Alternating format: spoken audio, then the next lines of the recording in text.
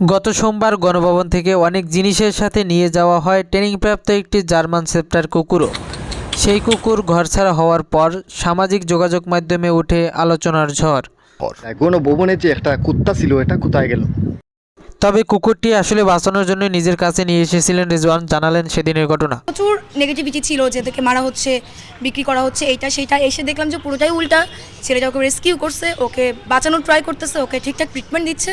তারপর আমরা বাংলাদেশ সেনাবাহিনীকে কল করলাম। কেউ আমাকে একটা রশি দেয় নাই, কোনো কিছু দেয় নাই, আমি তেনা দিয়ে পেঁচাই নিয়ে আসছি ভাই। এর মাঝখানে অনেক রিউমার্স হয়েছে, অনেক কন্ট্রোভার্সি হয়েছে আমাকে নিয়ে। ট্রেনিং প্রাপ্ত কুকুর তো 5 মাস সময় মিনিমাম লাগবে, আরও বেশিও লাগতে পারে। ওকে অনেকভাবে বাজেভাবে মারা হয়েছে। আমি যদি সেদিন খাঁচা না দাঁড়াতাম, ওকে বের করে মেরে ফেলতো, কারণ ও কামড় দিতে চাচ্ছিল বারবার। আমি মুরগির মাংস নিয়ে আসছি, ওর জন্য ভায়োলিন টাইলিন ওষুধ টষুধ নিয়ে আসছি। কুকুরটির সাথে সাথে রাস্তায় পাওয়া একটি বুলেটও সেনাবাহিনীকে ফিরিয়ে দেন মোহাম্মদপুরের বাসিন্দা রিজওয়ান। এ সময় কুকুরটি দেখতে মোহাম্মদিয়া হাউজিং এলাকায় ভিড় করেন উৎসুক জনতা।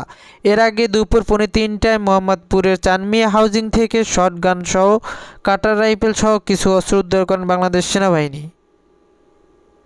মসজিদে নামাজ পড়তে রওনা দিছিলাম, তখন এখানে বিকট একটা শব্দ হয়েছে। তোলা মানে দিয়ে বলতেছে না লোক পারে নাই, এখানে ফায়ারিং করা হয়েছে, একজনের গুলি করছে। আমি কি এর গুলি করছে, দৌড়ে উঠলাম, সাথে যাই দিয়ে একটা শটগান। আব্দুল্লাহ হাদি, ইন্টারন্যাশনাল নিউজ, বাংলাদেশ।